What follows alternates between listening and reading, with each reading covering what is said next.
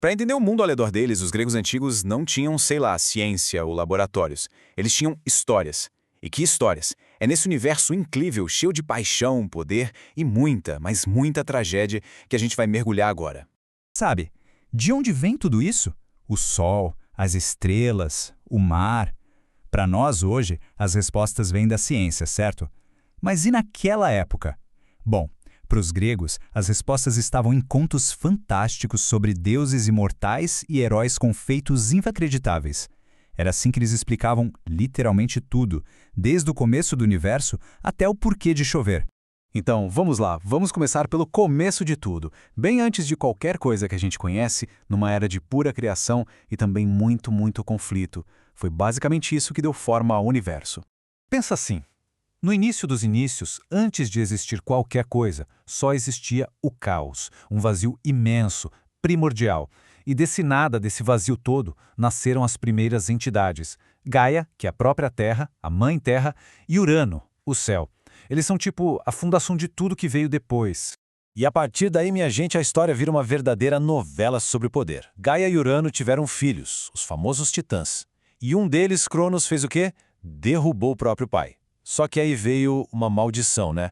O medo de acontecer o mesmo com ele. Então ele começou a devorar os próprios filhos assim que nasciam. Bizarro. Mas a coisa toda muda com Zeus. Ele foi o único que escapou.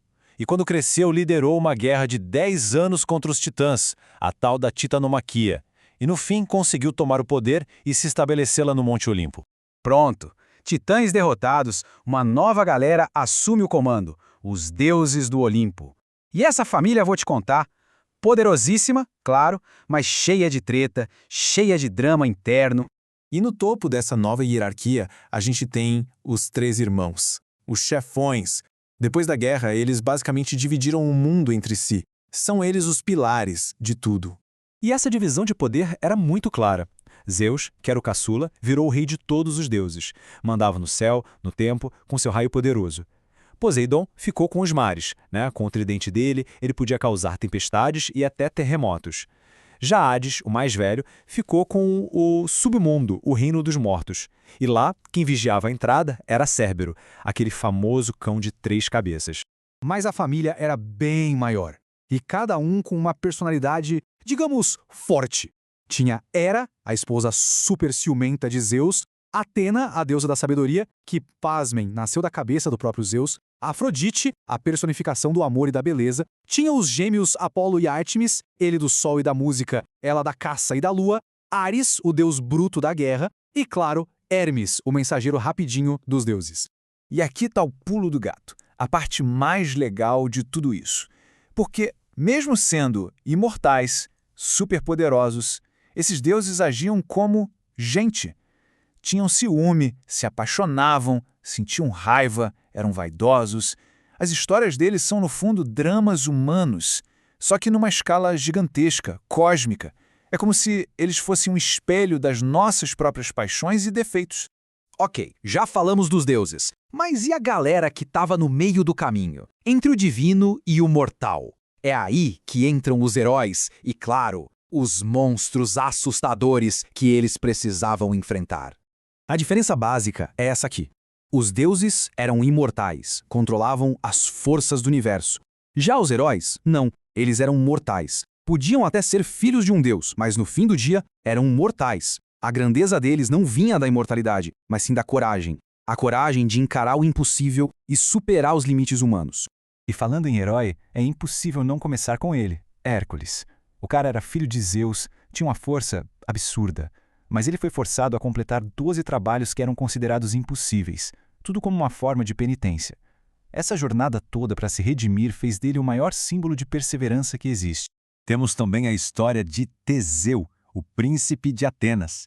Esse aí teve a bravura de entrar no coração de um labirinto mortal para enfrentar um minotauro, aquela criatura pavorosa, metade homem, metade touro. E ele conseguiu. Foi uma vitória que libertou o povo dele. E claro, não podemos esquecer de Odisseu. Ele era diferente, porque a grande arma dele não era a força bruta, era a inteligência, a astúcia.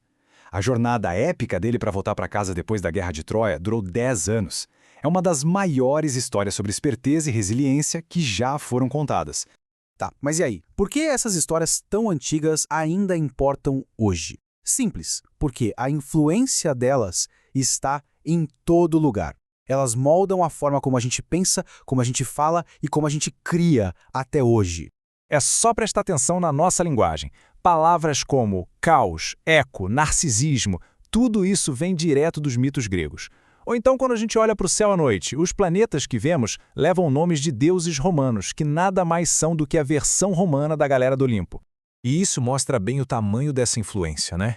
Da arquitetura de prédios públicos, a inspiração para inúmeros livros, pinturas e filmes, a mitologia grega é um dos pilares da nossa civilização ocidental.